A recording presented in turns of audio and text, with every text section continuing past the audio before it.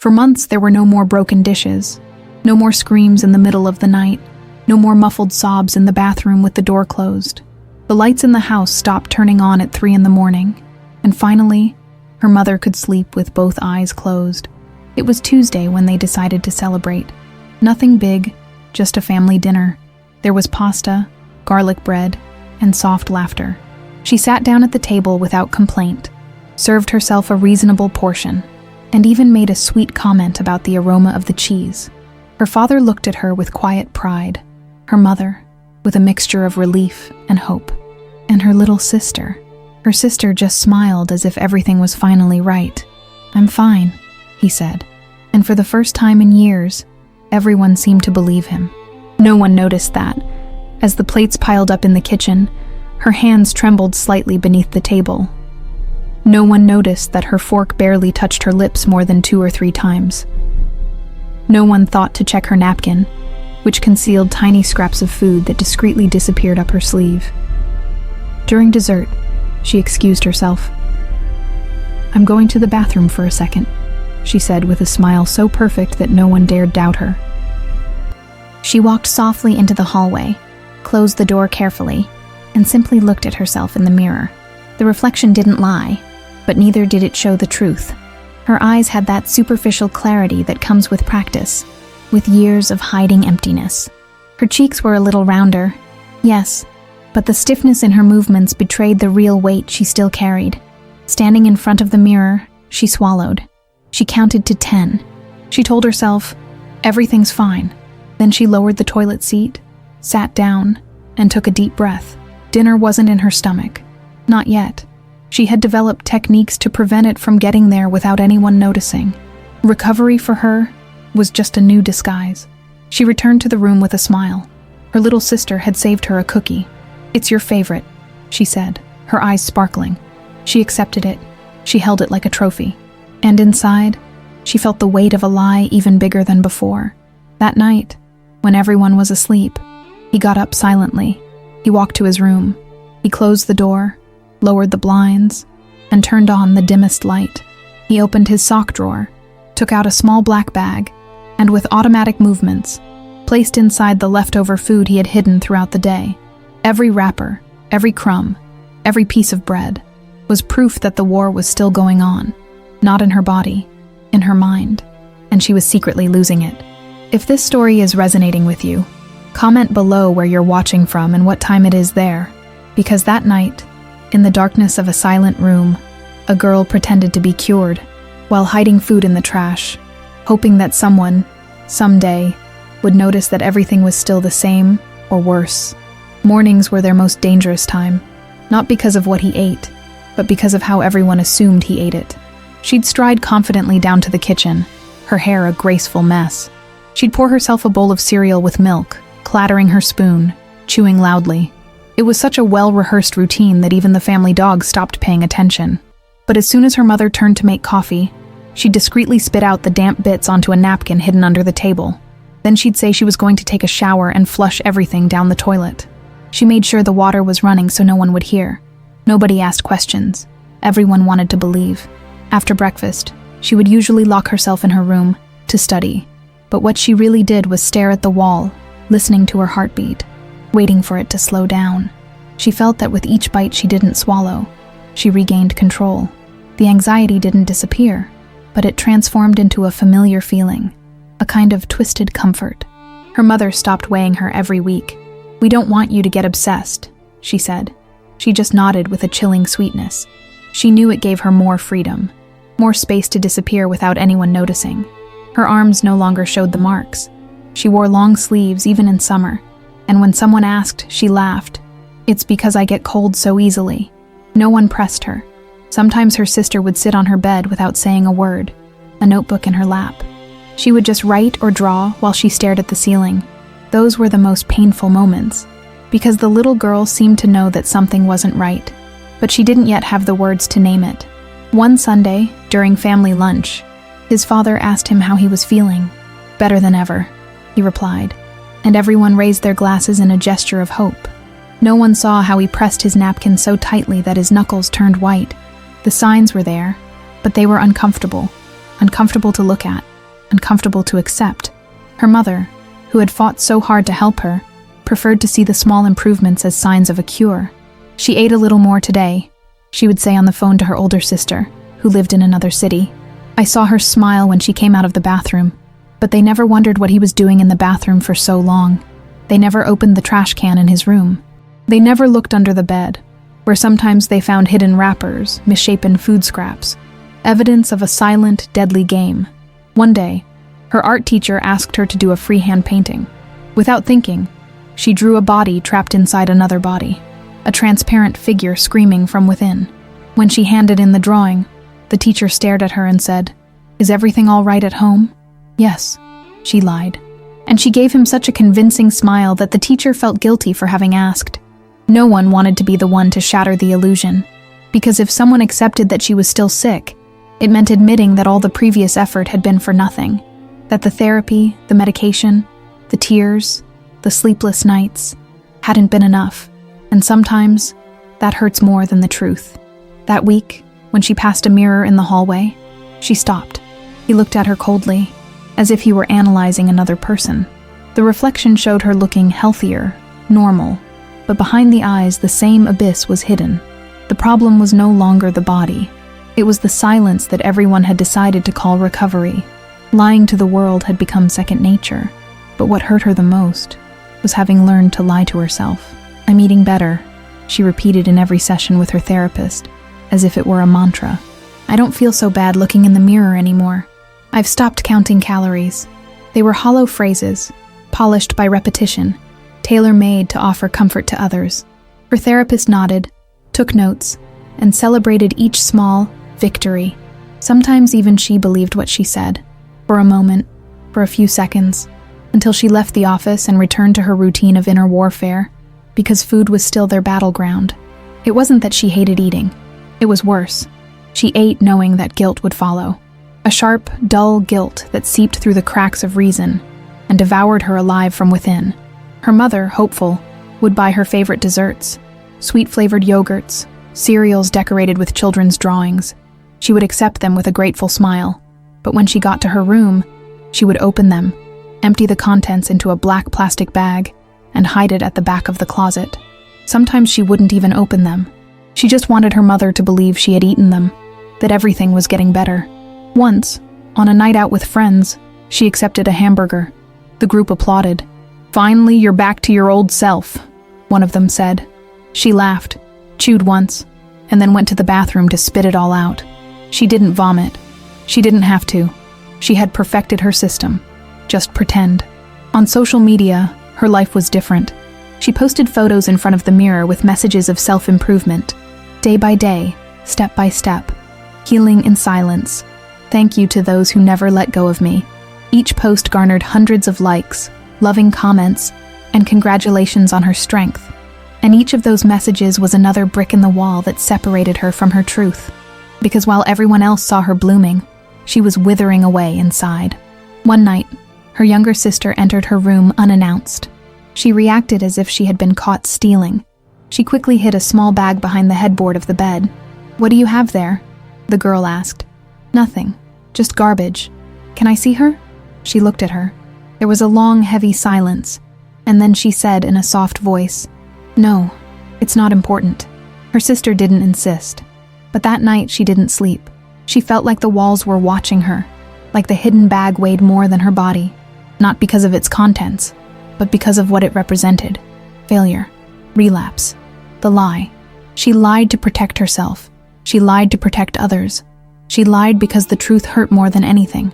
Even in therapy, when she tried to be honest, something inside her compelled her to soften her words, to filter them, to measure them. She would say, "I had a bad day," when in reality she hadn't eaten anything for 2.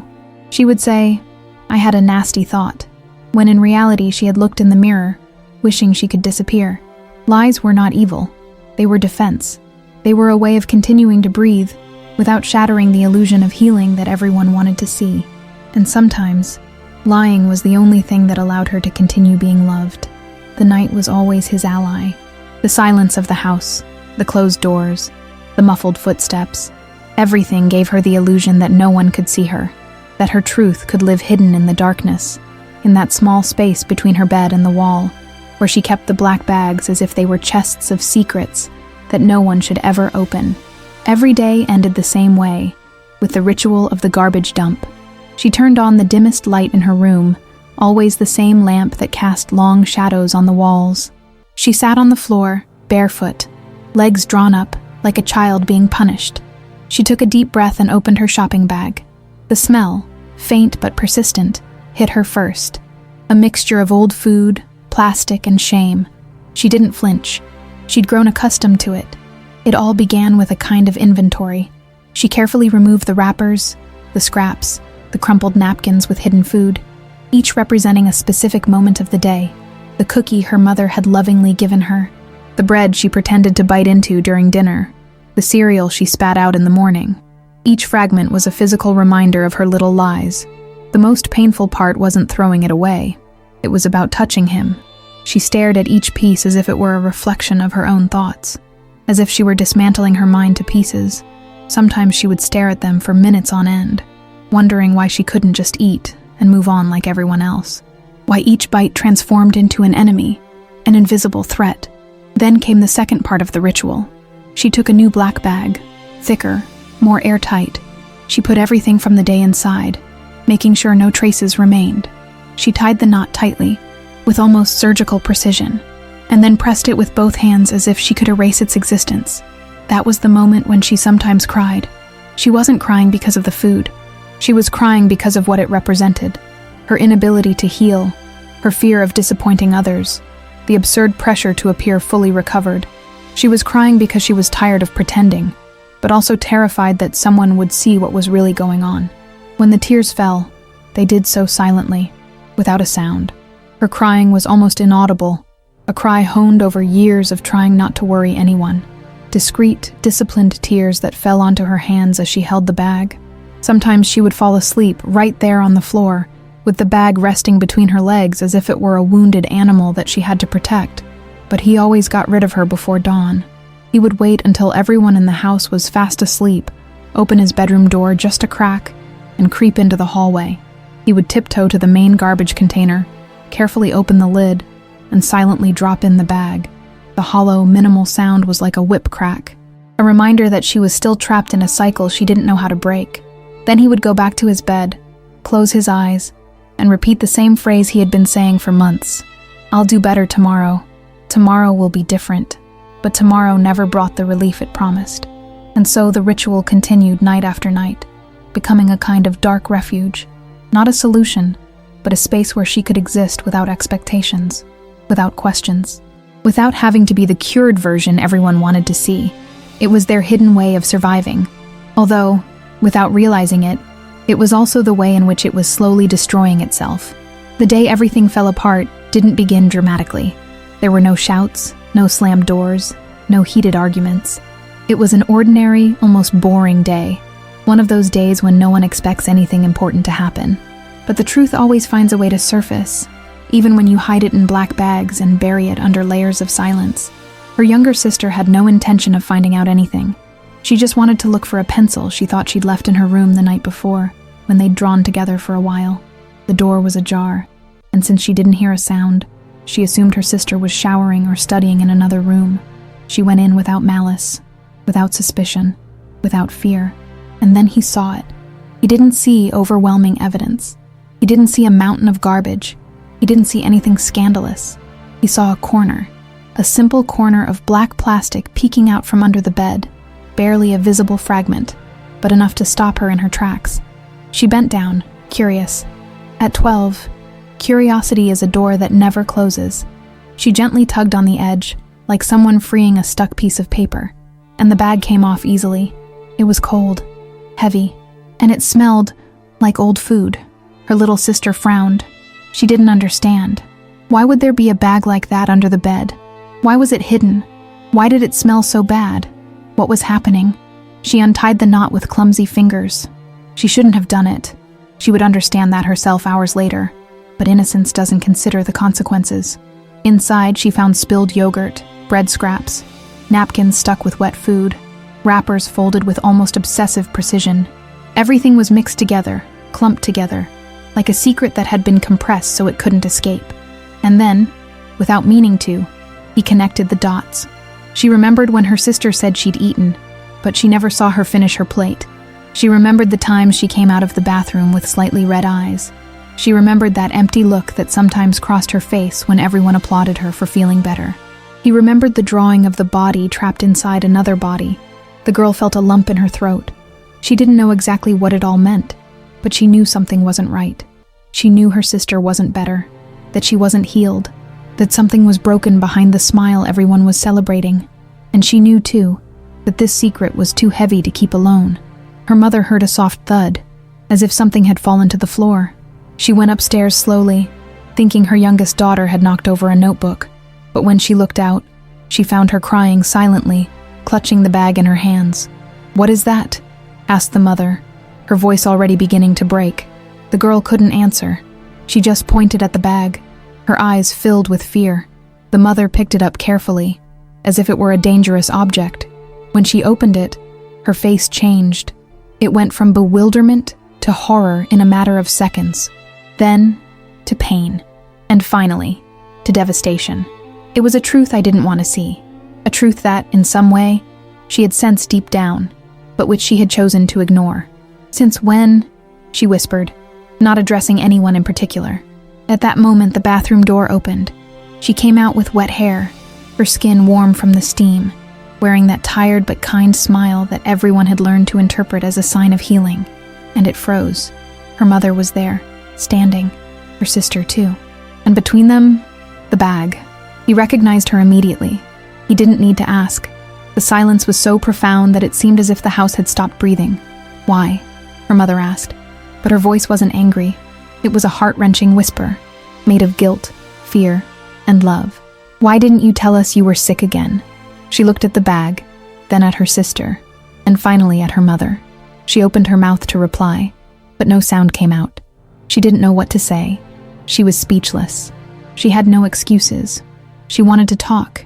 She wanted to tell them that she tried to get better every day, that she wanted to heal but didn't know how, that the pressure to be okay had crushed her, that she didn't want to disappoint anyone, that lying was easier than admitting she was falling apart inside. But nothing came of it, only tears, a silent, almost childlike cry that spoke louder than any explanation. The mother dropped the bag to the floor. The scattered food became a brutal image of a truth that could no longer be hidden or denied, a collage of scraps that starkly revealed the relapse no one wanted to see. At that moment, the whole family understood something that would break their hearts.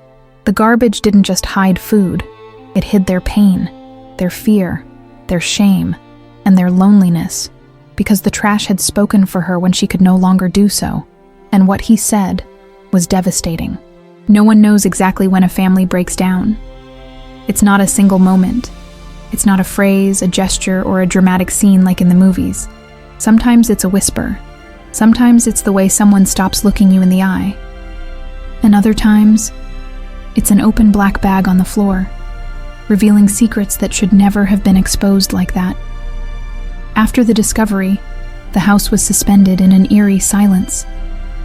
A thick, almost physical silence that enveloped everything. She stood there, drenched in tears, her hair still damp, unsure whether to flee, beg for forgiveness, or simply vanish into thin air. Her mother was the first to approach. She didn't yell. She didn't scold her. She didn't say, "How could you?" She just hugged her. A tight, desperate hug, the kind that doesn't ask permission anymore. She let herself fall into it as if it were the only place in the world where she could stand without collapsing. But even within that embrace, her body trembled. "You don't have to pretend," her mother whispered. "You don't have to be okay for us to love you." Those words, so simple, so obvious, hurt her like a blow, because she had spent years believing the exact opposite, that she had to be strong, perfect, recovered, functional, that she should smile so as not to worry, that she should eat so as not to disappoint, that she should act as if she were healing, even though inside she was breaking. The pressure to get better had turned her into her own jailer. Her younger sister, from a corner, wept, not quite understanding. She approached with small steps and took her hand. The girl said nothing, but her gaze, large and honest, was a mirror she couldn't bear. She didn't want her sister to grow up thinking that recovery was an act. I didn't want her to learn to lie to survive. That afternoon, for the first time in months, the three of them sat on the bed, and she talked. Not much, not everything, but enough. "I'm not doing well," he admitted. 3 words, 3 needles disarming months of silence. The mother swallowed hard, holding back a cry that burned inside her. "I know," he said, "but thank you for saying so." She continued, her voice breaking. "I don't know how to feel better without it hurting. I don't know how to eat without feeling guilty. I don't know how to tell them the truth without feeling like I'm disappointing them." And then, finally, he said the phrase that had been buried for years. "I'm scared all the time. Fear of failing. Fear of gaining weight. Fear of getting sick. Fear of recovering too much. Fear of relapsing. Fear that her family would get tired of her. Fear of being left alone with her mind, which was sometimes a more dangerous place than any physical illness." The mother wept silently. The little girl hugged her tightly. And she, for the first time, didn't try to stop her tears. She didn't try to hide them. She didn't pretend to be in control. She allowed herself to break down in front of them. Acceptance hurts, but it also liberates. After that emotional outburst, the house felt different. It wasn't peaceful, but it was awake, attentive, aware. Her mother began to ask difficult questions, not from an accusatory place, but from a place of love. "Since when did you start hiding food again? What makes you feel worse?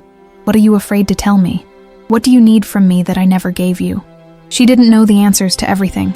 Some questions remained unanswered, without a clear solution.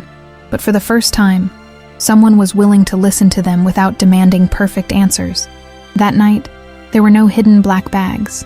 There was no ritual. There were no deceptions. Her truth was exposed, vulnerable, breathing in the air of the house like an open wound just beginning to heal. But there was also something new. There was a space, a small space where, for the first time, she didn't have to pretend to be okay. It wasn't a cure. It wasn't a happy ending. It was a beginning, an honest, raw, fragile, but real beginning. Because sometimes, the scream you could never say out loud only needs one thing to be released, that someone, at last, is willing to listen to him. The following days were not easy. The house stopped functioning on autopilot. Every movement carried a new weight, a new intention. Sitting down at the table was no longer a silent routine. It was sacred territory, where every gesture was carefully observed, not out of surveillance, but out of the fear of losing her again. She felt everything. I could feel their eyes on me. I could feel the pauses. The air felt different, but this time, for the first time in a long time, she didn't want to escape. The first morning after the discovery, she went downstairs for breakfast, her hands trembling. She knew all her internal alarms would go off when she saw the food, but she also knew she wasn't alone anymore. Her mother was waiting for her at the table, saying nothing, just holding a cup of tea. The girl was drawing in a notebook, pretending not to see. The bowl of cereal was there, as always, but that day, she didn't pretend. She didn't act. She simply looked at it and said with an honesty that took her breath away, "Can't, that's all." It wasn't a scream, nor a cry, nor a heart-wrenching confession. It was a small, sad, simple sentence, but true. And the truth, though it hurts, weighs less than a lie. Her mother didn't insist. She didn't say just a little, or try it for me, or do it for your recovery. Instead, she replied, "Okay, let's start with what you can do." And for the first time, that didn't make her feel guilty. It made her feel less alone. That day in therapy, she didn't recite her rehearsed speech. She didn't say, "Everything is getting better." She didn't smile to deceive the therapist. Instead, she repeated the same phrase, "Can't." Her therapist put the pencil down on the table. He looked at her with a mixture of relief and sadness. It was the first time he had heard the real her, not the version constructed to please, hide, or survive. "Thank you for trusting me," he said simply. And she cried, not from despair, but from release. It was as if every lie she had kept for months dissolved in tears, an emotional thaw that wet her face and freed her lungs. During that session, she spoke about things she had never said out loud, about her fear of gaining weight, about her fear of disappointing others, about the guilt of seeing her family suffer, about her toxic perfectionism. about the inner voice that made her feel that every step toward recovery was a personal failure, a loss of herself, a betrayal of that unhealthy control she had learned to worship. The therapist didn't correct her. She didn't interrupt her. She didn't try to fix her. He just listened, because sometimes the most therapeutic thing is not for someone to tell you what to do, but for someone to validate what you feel without trying to change it immediately. That afternoon, upon returning home, he found something unexpected. Her mother had left a note on her bedroom door, a note written in her slanted, shaky handwriting. "I don't want you to be okay. I want you to be alive, with me, just the way you are, without perfection, without masks, without fear." She rested her forehead against the door and wept silently, but this time not out of guilt. She wept for love, for relief, for the possibility of a different path. That night, there was no garbage dump ritual, not because she didn't feel the temptation, but because, for the first time, she had a place to put her pain that wasn't a black bag. He laid it all out on the table, in words, in tears, in gestures. Her mother and sister went to bed early, exhausted from the emotional strain of the day. She stayed awake a while longer, sitting on the edge of her bed, her fingers touching the wooden floor, breathing slowly and deeply. There was no dim light this time, no shadows to hide, no secrets under the bed, only her, fragile, unstable, imperfect, but real. She looked in the mirror, that cold surface that for years had been her cruelest enemy. She didn't see a healed girl. She didn't see a broken girl. She saw a girl about to begin something she had never truly attempted before. Healing without lying. Healing without hiding. Healing without being the version others needed. Healing as she was. With fear. With relapses. With tears. With truth. That was the true rebirth. Not a perfect rebirth. Not a miraculous rebirth. Not a cinematic renaissance. A human rebirth. For the first time. Without lies. The recovery did not come in the form of a triumph. It didn't appear like those stories that end with a bright smile and a hopeful phrase written on a pretty background. Her process was different, chaotic, human, painful, and yet profoundly real. The following days were not straightforward. There were mornings when she woke up feeling capable of anything, and afternoons when the shadow of the garbage dump returned to her mind with almost physical force. There were genuine, small, and luminous advances, like being able to eat a bite without feeling like the world was collapsing. And there were setbacks, silent, almost invisible, where guilt once again spoke louder than she could. But she was no longer alone. Her mother no longer celebrated perfect progress. She celebrated honesty, tears, doubts, confessions that would have previously been met with silence. Her sister, with the innocence only children possess, became her daily reminder that she didn't have to be brilliant. She just had to be. Therapy sessions stopped being performances. They became spaces where she could say the worst things about herself without feeling like she was letting anyone down, where she could talk about fear without being corrected, about control without being judged, about pain without being asked for quick fixes. The truth, that truth she had feared for so long, gradually became a bridge to herself, to her body, to her history, to her family. Because recovery was not measured in calories, weight, or days without relapses. He showed courage. Every time she chose to speak up instead of hiding. Every time she chose to cry instead of pretending. Every time she chose to stay, instead of running away into the darkness of her room. The trash stopped speaking for her. Now it was her own voice that told what hurt. The one who was asking for help. The one who said, "I can't," without shame. The one who said, "I'll try tomorrow," without guilt. Healing didn't make her perfect. Healing didn't make her strong. Healing made her honest.